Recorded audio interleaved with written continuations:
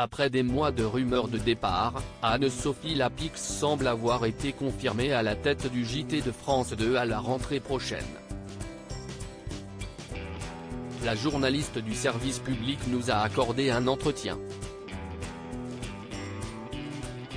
À la tête du JT de France 2 depuis 2017, Anne-Sophie Lapix a vécu une année 2022 intense, entre actualité dense et critiques d'une partie du public et de la classe politique. Avec, à la clé, une rumeur persistante de départ programmé. En décembre dernier, la journaliste avait évoqué le sujet chez nos confrères de ces médiatiques, « Je ne sais pas si je serai là l'année prochaine. Je ne peux pas le dire parce que de toute façon, ça tourne. La roue tourne. J'ai mis cet exercice, je le trouve passionnant. Après, ce n'est pas moi qui décide. Mais les lignes ont depuis visiblement bougé avec la prise de parole des pontes du service public. France 2 met fin aux rumeurs sur l'avenir d'Anne-Sophie Lapix, à commencer par Delphine Ernotte, patronne de France Télévisions, qui a apporté son soutien à Anne-Sophie Lapix en octobre. « On est très content et je suis très contente d'avoir Anne-Sophie Lapix aux 20h. »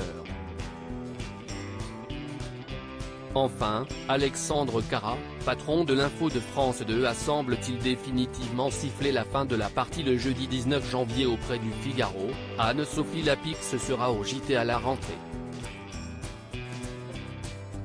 Des déclarations plus que rassurantes pour la principale intéressée.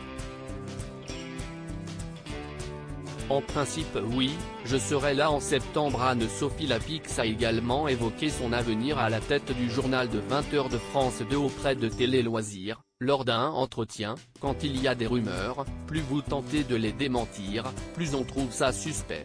Le soutien de Delphine Ernotte m'a donc vraiment fait plaisir car son message était très clair et m'a offert un peu d'air. Elle m'a assuré de son soutien. Je me sens bien là où je suis. Alors en principe oui, je serai là en septembre. » Le JT de 20h aura un nouveau plateau à la rentrée et quand on en parle, quand on regarde les projets, je suis même sur les illustrations. La récente interview sans détour d'Alexandre Cara, le directeur de l'information, ne fait que conforter ce sentiment, nous a confié la journaliste. À lire aussi excusez-moi, la bourde d'Anne-Sophie Lapix face à Elisabeth Borne qui fait sourire la première ministre.